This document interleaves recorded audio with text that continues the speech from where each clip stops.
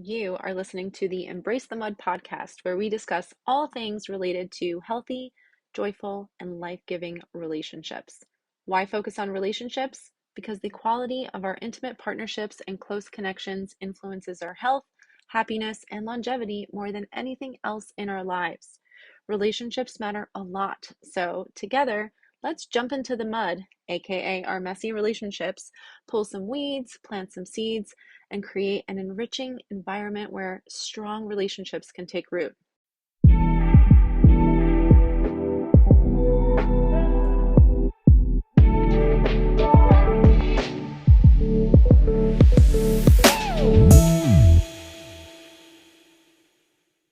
I am your grateful host, Dara Posner. I am a recovering relational disaster working toward relational mastery. I am a certified positive psychology coach and relationship mindset coach at Mud Coaching. I work with teens and adults from all over the world, and I am ecstatic to get to talk to you about the one thing that lights my fire more than anything else in life, and that is learning how to create healthy, joyful, life giving relationships that we all desire to have. So let's dive in.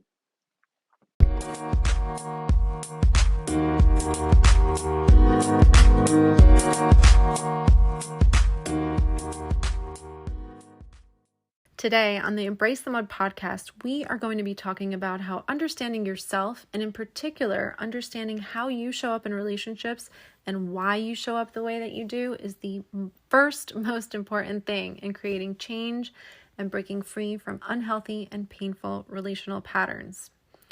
I'll be sharing some questions you can ask yourself to become aware of the things that you need to see and understand about yourself and your own behavior. And I'll be sharing 3 tools that I have personally found extraordinarily helpful for answering these critical questions, and that also offer some guidance and direction for how to make positive changes. Often when we're stuck in relational struggles, there's this tendency to look outwardly and fixate on what the other person is doing and what they should change. And we get caught up in this belief system that says, if only they would stop that or do this, or change that, or see things this way, then we would be good. We would function so much better. They need to see the error of their ways and correct them. At the same time, that other person is also having the exact same experience. They believe it's you who needs to change, not them, and that if you did, your relationship would function better. And this way of thinking will keep you stuck personally and relationally, and change is not likely to take place. Why not? Because relationships are systems, and we have to learn to view them that way. I will have a future episode on the topic of relationships as systems because it's a big and important idea when it comes to creating secure, functioning relationships. But for today, I simply invite you to begin contemplating the idea of a relationship as a dynamic system in which everybody is behaving and reacting to each other. And the only way you can reasonably expect the system to improve and to function better is to focus on changing and improving the only thing within that system that you have any control over, and that is yourself, how you communicate and how you behave. You can control what you put into that system, and by doing that, you can influence how the other person will respond and react to you. So, the first step in this process of trying to improve any relationship is to shift our focus to ourselves and to begin asking some important questions that will help us raise our self-awareness and empower ourselves to exercise the control that we do have to make things better within the relationship or the system. What you are probably already aware of is that something is off in the relationship. You have realized that things aren't as good as they could be or as good as you would like them to be. And there are these signals. Maybe there are alarms going off. It could be that you're arguing all the time. Maybe you're having arguments with your partner in your head a lot because you don't feel like you can fully express yourself to them, or you don't believe that they will really hear you and understand you. Maybe you are tiptoeing around each other, what some people call walking on eggshells. Or you're harboring a lot of resentment and are withholding love and affection from your partner. Maybe you're stuck in a cycle of getting into major screaming matches and saying terrible things to one another, and then not speaking to each other for days afterward. One or both of you may be coping with your hurt and sadness in harmful or destructive ways. Or maybe you're avoiding dealing with the issues altogether, instead throwing yourself into work, fitness, or hobbies. You're aware that what's happening isn't healthy, it feels awful, and that something needs to change. And so the next thing to become aware of is what's going on with you. This is the first question to ask. What is going on with me? How am I feeling? What am I doing? How am I being? What am I thinking and telling myself? And ultimately, why to all of the above? When we begin honestly reflecting on our own thoughts and behaviors, a lot of us can default to this question of what's wrong with me? Like maybe you notice that you blow up at your partner when you're triggered, and then you're like, oh, what's wrong with me? Or you recognize that you have a tendency to shut down and stonewall when you're overwhelmed or angry. Or maybe you're like, oh my gosh, I incessantly call my partner when I know they're mad at me. I cannot handle that. What's wrong with me? And that can cause us to fall into and get stuck in this mode of regret and shame, self-judgment, or self-loathing. And what I've learned is that by asking a slightly different question, we can avoid that self-repudiation and instead lead ourselves out of these patterns and behaviors that are causing us and others pain. And that other question is, why is this happening? Having a genuinely curious attitude towards what's happening on our side of the street without self-judgment is key. And to answer why is this happening, we actually have to ask another question, which is, what happened to me? Now, I want to take a quick pause here and just say that if you're hearing that and you're feeling resistance, I want you to know I completely understand. And I want to make it clear that asking what happened to me is not about reliving the past or unpacking what happened. Believe me, I am someone who has not wanted to look back. I just wanted to look ahead, move beyond, and get on with my life. This is simply about acknowledging fully, for the sake of understanding yourself and your circumstances in the present, what the past has to do with your behavior now. It's about making some important connections and then being able to say, nothing is wrong with me. This happened to me, and now I'm finding that I'm struggling with X, Y, and Z. It's purely about understanding. That's it. Okay, so now that I've clarified that and hopefully have you on board, I want to share a tool that might help you answer that question, what happened to me? It's called the ACE test, ACE. The ACE test is a short but extremely valuable assessment that counts the number of different adverse childhood events that you experienced in early life. Things such as abuse, neglect, or household dysfunction like substance abuse. Traumatic events like these have implications for a survivor's physical, mental, emotional, and financial well-being throughout the course of their lifetime, and certainly have implications for their relational life. A person with 4 or more out of 10 ACEs is 12 times more likely to attempt suicide, 2.4 times more likely to have a stroke, and 7 times more likely to be an alcoholic. The significant aspect of this assessment that pertains to our conversation about relationships is that when we experienced adverse events as children, this produced toxic stress. Toxic stress changes how we function. It alters our brains, impacts our immune systems, and can even disrupt our DNA. If you grew up with high levels of toxic stress over an extended period of time, you may end up struggling to concentrate, to learn, or to regulate your emotions. You might be hypervigilant and feel anxious and insecure even when you're safe. Luckily, the effects of toxic stress are preventable and they are treatable. And knowing your score reveals the risk factors that you have for certain outcomes. Being aware can help you understand the effects that toxic stress have had on your life, how to heal from that, and how to prevent further effects from taking place. My ACE score is 6 out of 10. People with 6 or more ACEs die on average nearly 20 years earlier than people with no ACEs. So I plan to live to be at least 120. I don't know about you. So knowing this information makes me especially conscientious about my health, the quality of my relationships, and keeping my stress levels under control. It also enables me to be self-compassionate toward myself when I become emotionally dysregulated or when I'm struggling with my mental health. I feel that knowing my ACE score is empowering and gives me a greater sense of control over my own life and my future. My hope is that I can do that for you too. If you're interested in learning more about the ACEs and would like to take a free test, you can visit numberstory.org or simply Google ACEs or adverse childhood experiences for other resources. I also recommend watching Nadine Burke Harris's TED Talk entitled How Childhood Trauma Affects Health Across a Lifetime. And just so you know, I will be linking all of the sources and resources that I refer to in the episode notes. I also want to recommend two of my favorite YouTube channels for childhood trauma survivors and those struggling with CPTSD. One is Patrick Teahan, Teahan. He is a therapist and a life coach, and his videos are great. And the other one is the Crappy Childhood Fairy. Her YouTube channel is also phenomenal. I've gotten so much out of it, and her real name is Anna Runkle. Okay, so moving along to the next great question to ask in order to raise your self-awareness is, how did what happened to me impact my ability to form secure bonds?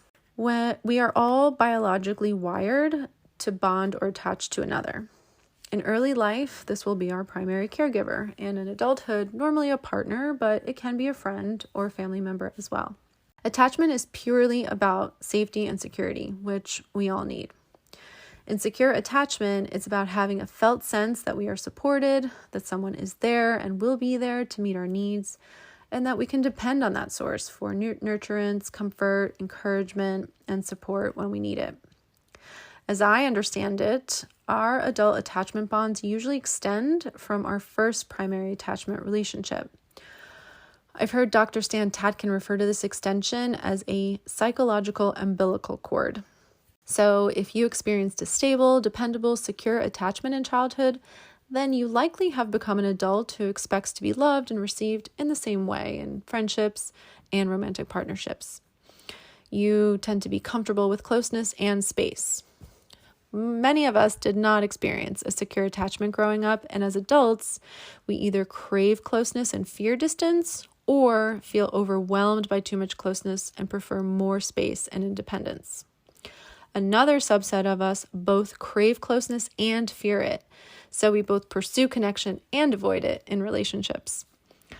All three of these are considered insecure attachment styles and are often referred to as anxious attachment, avoidant attachment, and disorganized or fearful avoidant attachment.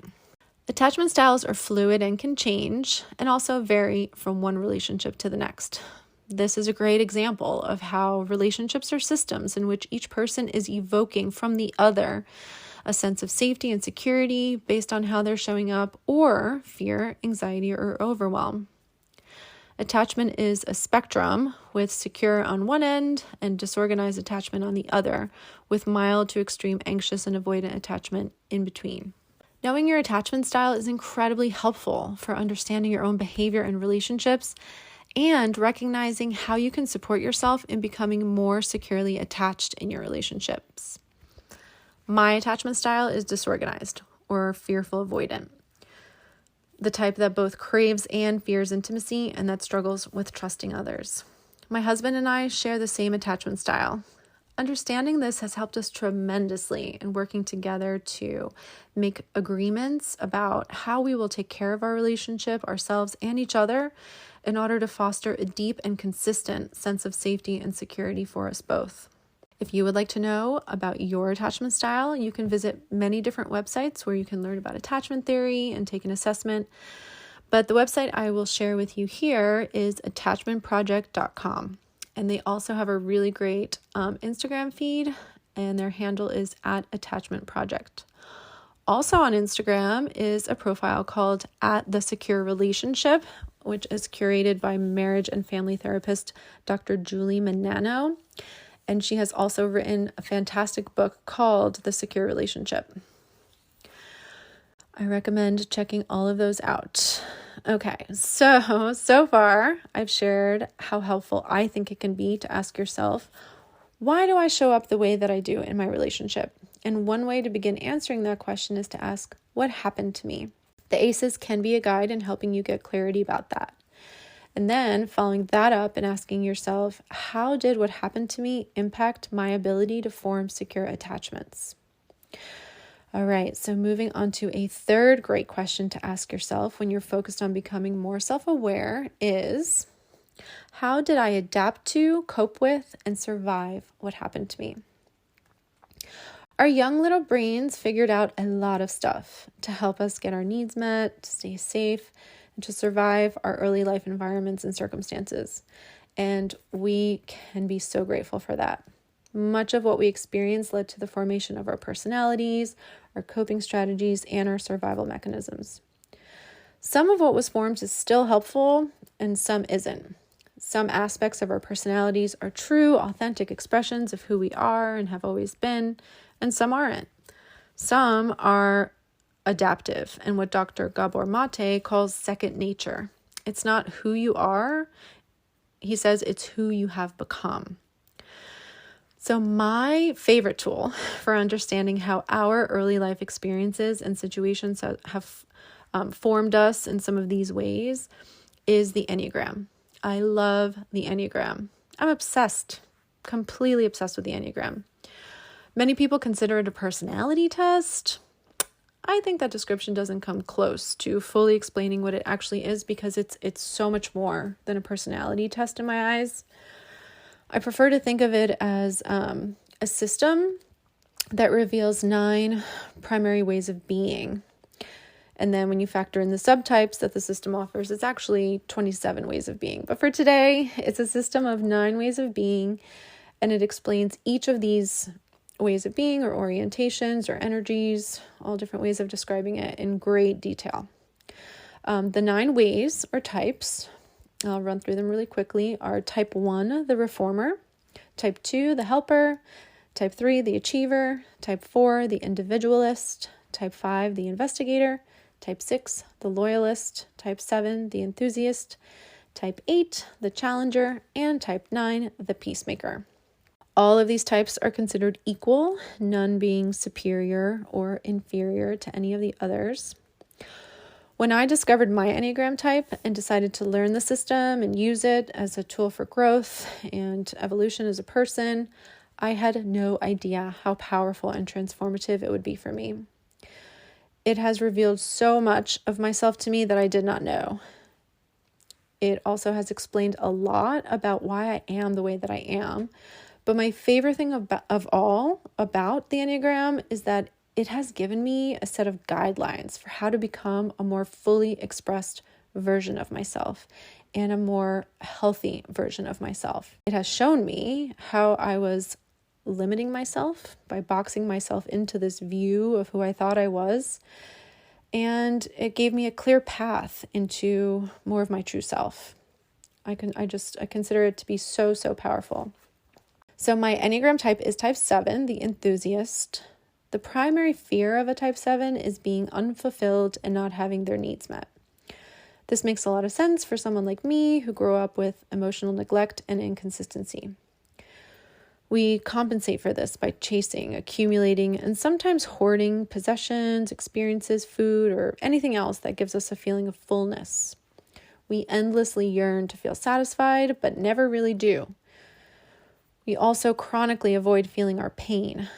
7s tend to be future-focused, always imagining that their fulfillment lies in the next adventure, purchase, meal, or relationship. We're always planning ahead.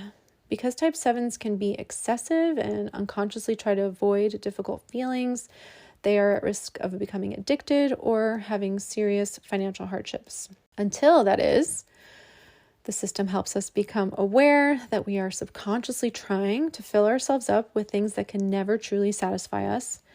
And then we can consciously practice living in the present, becoming rooted, processing our pain, and being grateful for the here and the now. Gratitude is the medicine or the remedy of the 7. It's no coincidence that my longest relationship was 5 years before I began becoming self-aware. I had also never lived anywhere for longer than 5 years or stayed in a career or at a job for more than 2 or 3 years. Learning about my Enneagram type showed me that I was hiding behind this persona of a free-spirited adventurer. Through the guidance of the Enneagram system, my eyes were opened, I could see myself more clearly, and I could begin moving into healthier and more authentic ways of being, ways based on truth rather than on fear.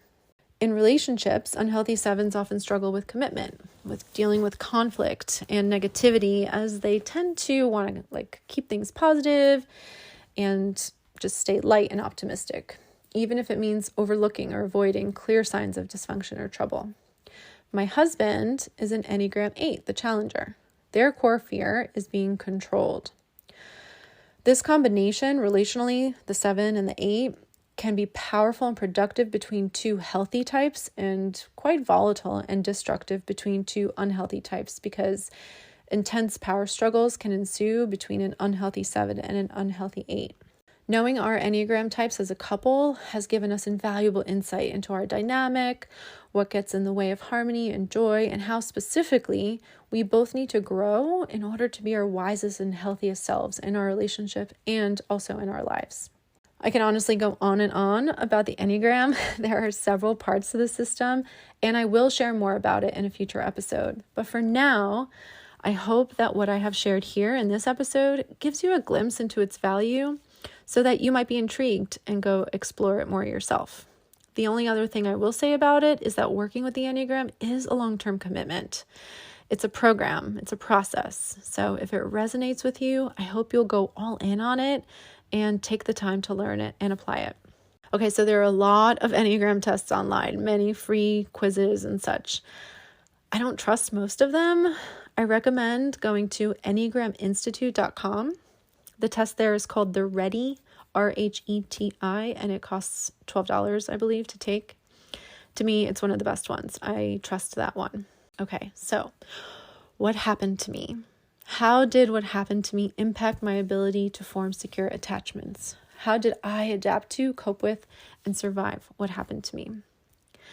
Answering these 3 questions, which I have personally done through self-reflection and by learning my ACE score, my attachment style, and my Enneagram type, has given me so much of the insight that I needed to break free from early life conditioning and to improve my relationships and my life in general.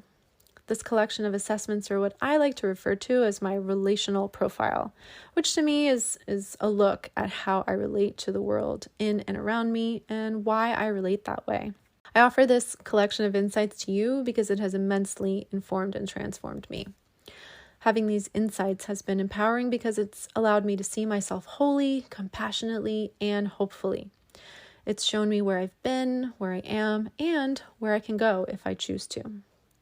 Along with these, I've had a lot of other support, which I will also share about in coming episodes. I've dropped a few names here today, and I hope that you'll connect with them online so you can benefit from the amazing work they're doing in helping people create healthy, joyful, life-giving relationships, which is what we are all about here on the Embrace the Mud podcast. Self-awareness is the first important step in improving your relationships.